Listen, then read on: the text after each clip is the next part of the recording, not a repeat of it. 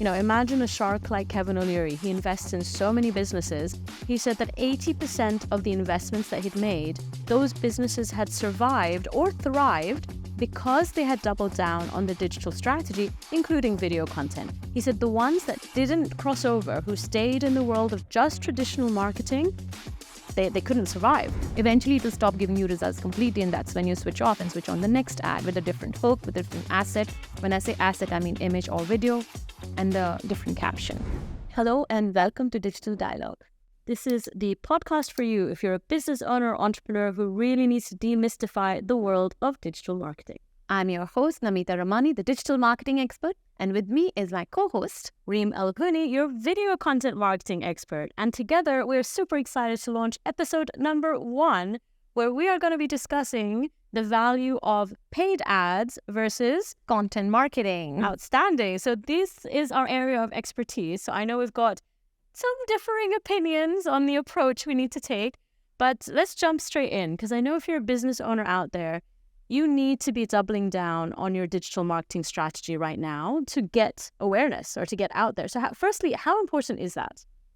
If you're a business who's trying to reach or who needs customers to sell and are not happy with cold calling, I think you need to start digital marketing right away, which is running ads on paid media. Well, we'll come to whether it's running ads or content marketing in a bit, but I would agree that you need to have a digital marketing strategy. What really struck me during COVID, I think COVID was when we saw people open up and start to get more comfortable in the online world.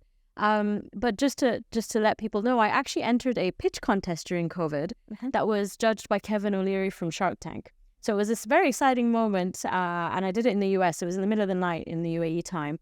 But what was really interesting is I won. Now, why did I win? Why did I win? Genuinely, I think it was because I was focused on promoting video content. And he mentioned that during COVID, imagine a shark like Kevin O'Leary. He invests in so many businesses. He said that 80% of the investments that he'd made, those businesses had survived or thrived because they had doubled down on the digital strategy, including video content. He said the ones that didn't cross over, who stayed in the world of just traditional marketing, they couldn't survive. So to me, when you have an investor of that caliber really understanding the value and really seeing that as the differentiator, that kind of says it all. Yeah. But can you, Reem, because you are the content marketing queen, what are the different kinds of content people can have? Well, I mean, I'm personally very passionate about video, but when we're talking about content, obviously, if you're going to have a strategy, it's everything from the visual content you create, whether it's the carousel posts and the graphics and the animations, and or there's a photography that you add into your campaign. But I would say going as far as just the interactions you have on social accounts, your strategy DMing people, your strategy with WhatsApp. There's so many things you could be utilizing in the content space. And I think the key then becomes, what do you do with it? Whether you go for an organic approach and hope that you're able to attract an audience through the content, or whether you go for a paid approach and actually target your relevant customers and hope for those conversions. To be honest, paid approach cannot work if there's no regular consistency in posting organic content. Because at the end of the day, when people see your ads on whichever channel or platform, they are going to check out your social profiles and browse or scan through it to see social proof, to see what you're sharing, to build trust, to have authenticity in your product, so it's going to come back to content again. Well, I definitely think, I remember back when websites first started, and I know that was part of your journey, but, in order to check the credibility of a company, the first thing you do would go into Google and you check a website. I actually think that's evolved a bit now. I actually think people are more likely to go to your social media pages and check you out before they check the company out right now. Yes, that is very true. Not just that. I heard recently that I think it's as high as 77% of people are more likely to do business with a company if they're following the CEO on social media. Wow. Yeah, I had no idea. But you love percentage. I really do love percentages because then I feel like there's a case study. There's a case for me to argue this point. And I argue it quite regularly because, I often meet a lot of people who feel like social media is a waste of time, digital marketing is a waste of time, where they feel it's just for watching cat videos and, fun content, and don't actually realize that this is now a legitimate business strategy. It's a business development tool to help you get the conversions you need for your business, whether you go the organic route or the paid route. Like, it definitely opens up those doors. Can we talk about some types of content that we can create? Yeah, so I'm a big believer in video content. But having said that, the type of content, I think the most Googled words at the moment are how to and how do I, which means everyone is wanting to learn. So it makes the most sense to create content that educates people, that teaches people. Having said that, entertainment is also very popular. So you're looking at education or entertainment. I happen to think entertainment is a bit harder because I think it's very subjective. Like, what you find funny and what I find funny may not be the same. I have a friend who thinks everything he says and does is hilarious. And I'm like, no, not funny. You don't want to mention his name, right? No, I won't do that. But genuinely speaking, it's a difficult one to like have everyone tick that box. But with education, I feel you can't go too far wrong. And regardless of which industry you're in, you have like a wealth of knowledge there that you can share. So when it comes to education, it's everything from like the secret recipe, I think, lies in your frequently asked questions. If you really look at the kind of questions you receive from your customers, why not turn all of those answers into content? Again, I believe in video content, but even carousel posts, education posts, blogs, whatever it is you put out there, if you're educating your audience, then you're guaranteed to hit the mark with them because they're going to want to keep coming back to learn more. So definitely looking at your FAQs is one to look at. Another one is testimonials, because generally people connect with people. So I'm more likely social proof. Yeah, it is social proof. If you've recommended someone, automatically, oh, Namita's recommended them. That's interesting. I'm going to pay more attention to that recommendation than I am anything else out there. So even Google reviews, to be honest, like think about how many times you search and just seeing those recommendations, how that changes your perception of a company or a brand to the extent that you're willing to buy. So I think anything in the realm of testimonials or case studies and showcasing exactly how your product or service has really helped improve or increase the benefits for your customers. So education, number one, frequently asked questions, testimonials, case studies, those are definitely some of the main ones. Also the processes, how the process of executing a service. Totally. Like how-tos are big, demonstrations are big. So I often tell people like it varies from product to service and also the ability to showcase something. But every industry is able to do a how-to. Even if you're an accountant, even if you're a software company, a software company can do a screen capture to show people how to use the software. So I think regardless of which industry you're in, you need to think to yourself, how do I educate people by demonstrating? What is a how-to step-by-step that they need to follow? So that's another one. But the main core message, regardless of anything you do, is add value. Because if you're adding value, then people are going to keep coming back for more. And that really can differentiate you. And gradually, there's something, everyone knows I'm very involved in the world of networking and, BNI is a big one for me. But something I learned, which applies to content, is the power of VCP, which is being visible. Being visible. The more visible you are, the more top of mind you become. And then that eventually leads to the C, which is the credibility. If you're adding value and people are learning from you and it's building your credibility, then they have V, C. Eventually, it'll get to the P, which is the profitability. Yeah. So when they get to that time where like, oh, I really need that service, you're going to be top of mind. You've taught them. You've got that credibility, and that's when you see the profitability come in. That's when they choose you versus the competition. Exactly. So I think the key here is understanding it's a long game, and it can be. I tell people with video not to expect anything until like video 11, video 12 is when people start to say, oh, yeah, what's that video? And a lot of people lose patience. So I would say, as much as I'm a fan of the content game, if you want faster results, then that's where the ad game comes in. So for you, maybe tell us a bit more about what you recommend when it comes to an advertising strategy. So when it comes to digital strategy, the first and important thing to do is to identify the objective of the campaign. What exactly do you want? Do you want people to call you? Do you want people to come to your store? You want footfalls? You want to have form submissions or leads, so you have a sales team or a reception desk that can actually call and convert these leads into bookings or business.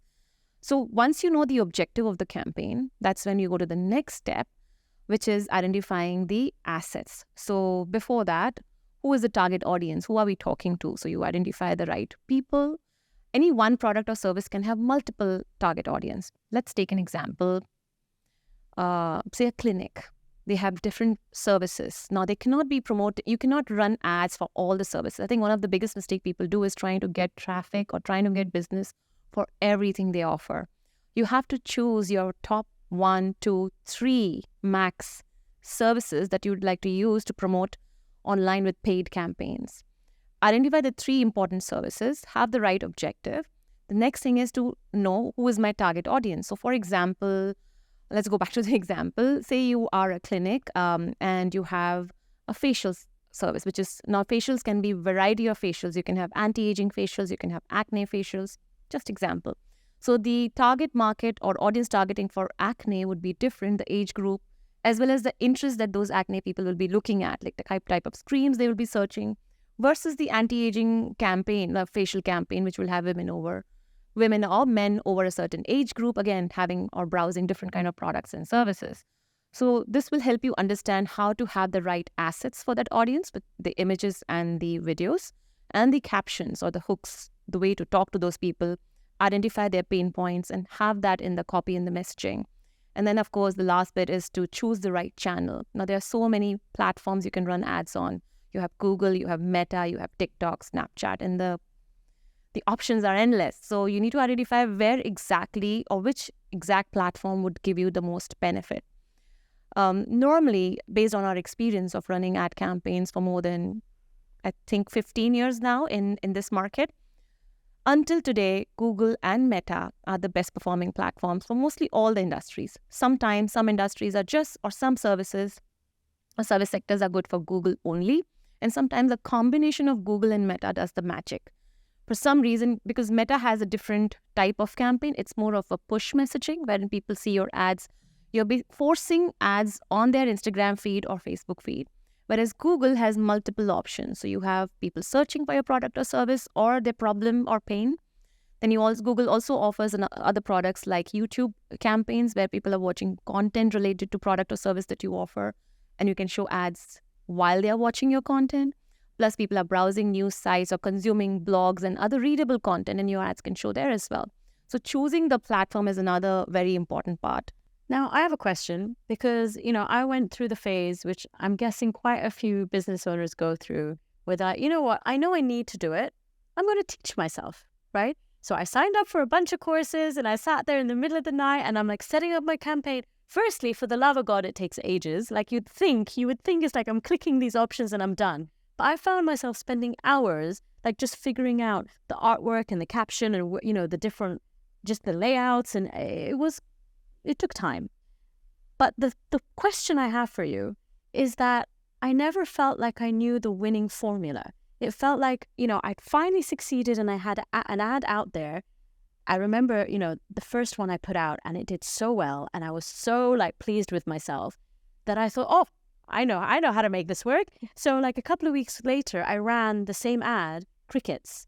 I had no one. And I just couldn't understand. I'm like, how is it possible that an ad that did so well 2 weeks ago didn't do well? So explain this to me. This is called ad fatigue in our language. Basically, the audience that you're targeting has seen the ad so many number of times that they are actually blind to it and they're just scrolling and the ad is not resonating with them anymore, which is why in every single campaign, you have to refresh the ads. However, there are times when we actually have been running ads for years and they still perform, but you need to switch them on and switch them off in regular timing. So when you say regular, how long before you get to ad fatigue, how long does it take for you to get to that point? The ad starts getting fatigued when you have enough people. So you have to look at frequency. That's one. How many times we will have seen this ad? And if it stopped giving you the results. Now, when I say results, say your objective is lead gen campaigns. I'm talking in perspective to Meta ads or Instagram ads. So your objective is lead generation and the ad was giving you 1, 2, 3, 5, 10 leads, say on a daily basis, and suddenly they start dropping. That's the first sign that the ad is fatiguing and people are responding less to the same ad. Eventually, it will stop giving you results completely, and that's when you switch off and switch on the next ad with a different hook, with a different asset. When I say asset, I mean image or video, and the different caption. So I'm glad you brought up the assets, because I know you've touched on it a couple of times already, but I think that's another key point, because I often find that it's all well and good that you've managed to attract an audience, but if people haven't invested in either quality photos, quality videos, quality copy on that landing page, then it's almost futile. We cannot succeed without you. Yeah. You know, so it's like we are codependent for ads. Without good quality image and videos, a campaign cannot succeed. There's so much you can do with stock footage. Yeah. Your own real photography of your place, your people, your service, where the business is executed. Nothing beats the real footage. Well, I was about to say, I'm not a fan of stock footage, but yeah, worst case scenario, at least use what's out there, you know, and make a bit of an effort with those pages. But to me, although I understand the possibilities of ads and targeting, actually, I'm just going to bring an example up that I came across recently, because I hadn't quite realized just how far your targeting can go. But I heard about someone who was trying to target procurement managers, and there happened to be a conference which had an audience of procurement managers at a particular hotel venue. So they actually targeted their ad geographically to that venue, and automatically they had a whole world of procurement managers now seeing that ad. So when I heard that, I thought, wow, that's smart, like the geo-targeting side of things. Have you had much experience with that, or do you see people utilizing that? Interestingly, geo-targeting has started working for our region as well. So in the West and Europe, there are zip codes, which we don't have in UAE. So the only way we can geo-target in this part of the world is by choosing the right localities where, you know, you have. So if you want to target people who live in a certain community, so that's when the geo-targeting comes in place. And we are noticing some amazing results with geo-targeting campaign, both on Meta and Google. One of our clients is an AC servicing, and they have a different level of service. So the cost of doing that service is very high compared to any other provider. So the only way we can reach out to the right audience were people living in those particular communities, and it's showing fantastic results with WhatsApp messaging. That's another thing which is really picked up in this market is WhatsApp campaigns. So where the objective is to get straight away messages. This is direct response marketing, basically. The minute they see the ad, they talk to the business and the sale happens right then and there. But still, in the world of ads, you need a budget. So, you know, Important. Are there minimums you should look at having when you're running a campaign? There is actually a minimum because there is a cost of click, there's a cost of sale. So one, you identify how much you're okay to spend. Say, for example, you're okay to spend 5,000 dirhams a month. That comes to about 166 dirhams a day. Better math than me. Yes, sure. And then you can choose. So in 166 dirhams, ideally, you should choose either of the platform. If Google and Meta are great platforms for your target audience, I would recommend to choose one platform, give it a proper budget. Then you have multiple types of campaigns. We can actually have a dedicated show on just types of campaigns. So say you have search, say you choose Google. So you have search campaign, then you have discovery campaign, you can run YouTube campaigns. You have to split the budget.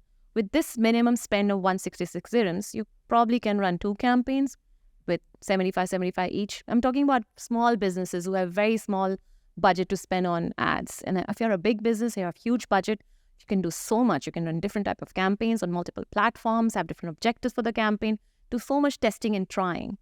But anything below 5,000, it'll be very difficult to see good results. You can try, it can work. But if you want to genuinely see results, I would say try with at least 5,000 dirhams a day. So the logic being that rather focus your budget on a platform and get the mileage out of that platform versus trying to split it between a couple. Yeah, if you have low budget. It's interesting how you say if you have low budget and your idea of low budget is 5,000 because I'm assuming you also need to keep it running for a few months if you're really going to see results. Or how quickly can you start seeing results? Very interesting question, by the way. So the results can come as fast as the first day. First day. So normally if we don't see a single conversion in the first 3 days, now conversion can be people filling a form from your website, a WhatsApp message, or a call for booking, or a footfall. If we don't see whatever objective that is within the first 3 days, we start changing the campaign because that's not healthy. Something is wrong and it needs to be fixed. So with paid ad campaigns, the minute I play the campaign, you can start to expect to see the results within the first 24 hours. Okay. So I'm going to just speak to a different audience right now, who are the people who aren't ready to spend 5,000 dirham a month. and say there's another way. There is another way, because whilst I understand the power of targeting and reaching that exact customer, huge value to that. I think for me, what's worked is just being consistent with my content. It's taken time, admittedly, it's taken time. But I also think there've been other benefits to doing it my way, because over that time, you learn the kind of content that is resonating with your audience. You trial and error, you try different things, and it's a bit of a trial and error process, but also you're kind of building that credibility long term. So I've kind of got to a space now where I see an ad as a very functional, I've got a purpose. I'm either launching a product, a service, a workshop, and I need that extra boost or that extra push. Might make sense for us to do an ad campaign. But as a consistent strategy, at least in my case, I've found that the regular consistent content creation has really, really helped, because as long as you're consistent, as long as people are seeing you, then, I've got to a point now, because I've been consistent for a couple of years, I'm sure ads would do great things, but even my regular posts do result in conversions. They do result in people DMing me or people clicking on a link, because I've built that equity, so to speak. I actually, for both, consistency is important in paid campaigns as well as content creation. Like I said, we both go hand in hand.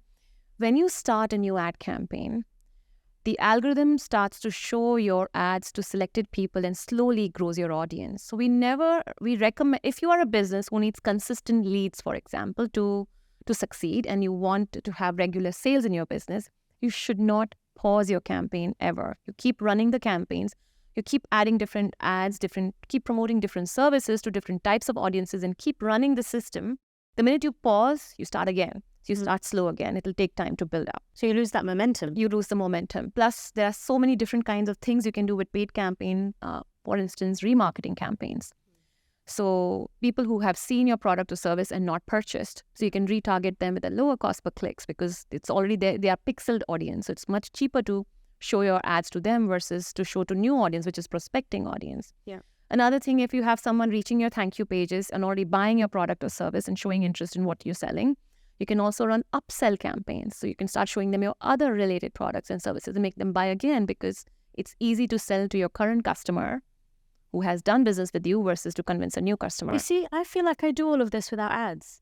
But I understand the speed factor, but I feel like there are ways, So if you, for example, have regular email marketing campaigns that go out, then you are in a position to see who's clicked, and you're able to go back and contact them and do a similar retargeting activity. This is to your database who are already your client. Correct. And then I also feel that I've seen it happen. I've seen it happen where, someone's seen one of my posts on LinkedIn, and then because we happen to send the email at the same time, they're like, oh, is this the same content? And then you get that click and that conversion. So I think it's also understanding and making sure all of your content pieces work together at the same time. But I just wanted to touch on something we discussed earlier about focusing your energies on a platform. I would say that's the same with content marketing, because I've seen, those who are fans of like the Gary V's of the world. I'm a fan of Gary V, but his content is everywhere every day. He's like a content machine. So, and he often says you should be everywhere, because, you never know, who is going to see you on Instagram versus who's going to see you on LinkedIn. I get it. But if you don't have the resources to churn out that level of content on a daily basis, same thing, if you don't have the budget to split it across all these platforms, rather find the platform where your target audience is active, right? In my case, I know that my target audience is on LinkedIn. So therefore, it is in my interest to really double down on my LinkedIn strategy and just keep posting consistent content on that page, versus trying to dabble in the world of TikTok or trying to dabble in a platform which may not give me the same result. So I would say double down on your energy and your content creation on the platform where your target audience is, and you're likely to see higher results, and you're not spreading yourself too thin across all these other platforms. And repurposing content. The same content can actually go on multiple platforms. It doesn't have to be limited to one particular platform as well. So I learned something a few years ago. I'm sure the percentages have changed, but it really opened my eyes, which is, do you have any idea the percentage of your audience that's the same between Instagram and Facebook? if you were to guess, what's the percentage that's the same? 70, 60, 70, 30. That's what I thought, 70, 60, 30. That's a wide range. No, but I genuinely thought that, I'm comfortable on Instagram. I've kind of given up on Facebook because Facebook to me is like, that's where my mum is. I go make sure she knows I'm okay. I post there every now and then, but it's not really a strategy for me. And I kind of gave up on it until I found out that apparently only 10% of your audience is the same. 10%. Only 10%? Only 10%. So when I realized that, I don't customize or create original content for Facebook. But at a minimum, I share the same content that's on Instagram. It gets shared on Facebook. And just that means that 90% potential of new people seeing that content that haven't seen it before. So I do agree with that. If there's a way of repurposing, repackaging, and not utilizing all of your efforts or spreading yourself thin, then that does make sense. We love repurposing content. Say, for example, we do a video shoot for a client. That video is used on the blog. Of course, it's posted on YouTube. It's reshared with a caption on Instagram. We also share it in email marketing. Plus, when we do future email campaigns, we keep referring other blogs people should view or visit in the bottom section of the email. So if you're spending so much time, money, and energy on producing whatever content of whatever footage, whether it's video or images, there is no harm in repurposing. We are using 3 years back newsletters of our clients and resharing or resending them to our databases because your database is growing consistently. There are new people coming in the system which have not seen your old content. Yeah. So it's okay to repurpose and reshare all posts. I'm trying to get comfortable with that idea because I realize even on social, if you've grown by X thousand followers in the last 2 years or whatever, they haven't seen your stuff from the past. But for some reason, it just feels like, I should be creating original stuff every day. But you don't need to. In fact, repurposing stories. We have Story Bank and we keep sharing old stories. So you have so many more stories on a daily basis. Yeah. But I would say to take it even further and look at your highest conversion or highest converting content and repurpose that or bring that to the surface. Yeah. Specific content. And also seasonality applies to many businesses. So whatever in the season, you can repurpose it. But please do repurpose. Yeah.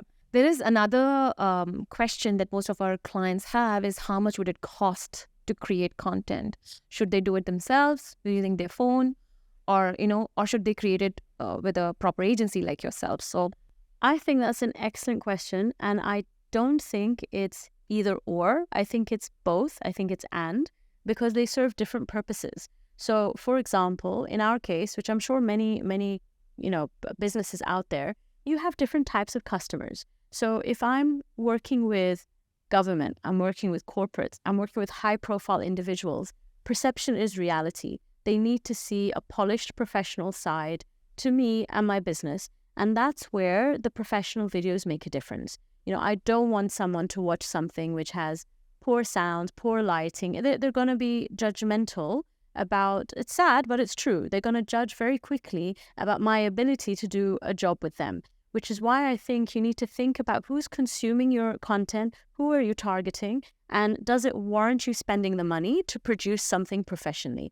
And I often think that if you've got high caliber clients, you do need that part to your business because that's your brand. That you're never going to see a large brand doing something cheap. They're going to hold their brand weight and film something that's professional. So I think you need to think about your brand positioning and film accordingly. That's when it comes to your brand content or reaching that specific audience. Having said that, in the world of digital, in the world of social media, we need to be generating a lot of content. So on that note, I'm going to ask you, any idea how many videos an organization releases per month, average?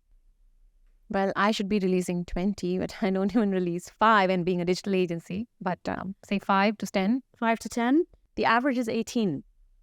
And most people I'm meeting, I'm trying to convince them just to do one a week. Do one a week. Do one a week, which means you're doing 4 or 5 a month. The average company is doing 18. So those 18 don't all have to be professional, polished videos. I do think we're in an age where everyone has a phone. Their mobile phones have very great cameras these days. Selfie videos work. More casual, authentic videos work. Get a simple tripod, a simple microphone, a simple light. start filming basic educational content on your own. That works. So anyone who follows me will see that at least once a week, I have a polished, edited video that goes up on my LinkedIn.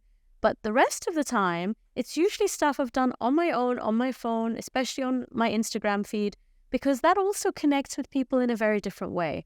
So they relate to you a little bit more, they see a different side to you. And I think we're in an era where people want to see both. They want to see like, okay, this is the professional side and this is what you're capable of doing. And this is the personal, more authentic side. And this is the person we're going to be working with and how we connect. So to answer that question, I think, budget, you don't have to have a budget right now. You can start on your phone. But when you get to that point where it's important to have your brand positioned a certain way, start looking at working with an agency or upskilling. I agree. For our clients, we insist that if there is a service video, we would rather have it professionally shot. But a lot of testimonial videos, which is user-generated content, we prefer raw and native. Yeah. In fact, our mentors in the West, where we take trainings and coaching from, we have seen a huge dependency or increased use of user-generated content, so mostly raw and native content, and they are producing amazing results. I believe a mix of both is great, even for digital ads, even for running ad campaigns. We need a combination of the two. Because people are different, right? They're going to see something and think something different, connect in a different way. So definitely it's having both. And it's okay to run ads with the same content that you're using for social media. Yeah. It doesn't have to be separate for advertising and separate for content. You can multi-purpose the content as well. So just to wrap this up, when it comes to looking at a digital strategy, looking at an ad strategy, what are the top 3 points that you want someone to take away from this podcast and either start doing or consider doing when it comes to advertising? 1, have the right objective. What do you want the campaign to give you? 2nd, choose top 1, 2, or 3 of your top services depending on your ad spend or budget. And 3, have the right assets. Without the right images and videos, the campaign cannot succeed. So these are the top 3 you must have to see a successful campaign. And now, why don't you give me the top 3 things people should have for their content marketing? So their content marketing, I would definitely say similar to your first one, which is have the right objective so you understand the kind of content to produce. So create content which is either educational or entertainment, but with that objective in mind so that you're reaching your target audience. So number 1 is definitely the content, the objective. 2nd is the consistency. For the love of God, don't give up. I see so many people post those first few videos. And then what is going to happen is video number 1, all your friends and family are going to love it. Video number 2, not so many. Video 3, they're going to go quiet. And then by video 4, people are like, oh, it's not working anymore. And they forget that we're not producing content for our friends and family. We're producing content to attract a whole new audience. So number 2 is consistency. Get through that hurdle, keep going, and you will start to attract new customers. And number 3 is honestly to just do it. Just do it. Pick up your phone. Worst case scenario. Because I have so many perfectionists in the world who are just like, oh, it's not going to look right. Oh, the lighting's My hair's not looking good. I don't have the makeup on. Oh, no. All these excuses. They're excuses. And I'm saying it because I used to be one of those people. So I understand it very well. So I understand. Well, you're here. That's a good start. But I understand that psychology very well. That feeling of, oh, I'm not feeling right. Oh, I don't look right. But I think I've finally got to a place. I say finally. I'd say the last maybe 5 years. Prior to that, you won't find a video of me anywhere.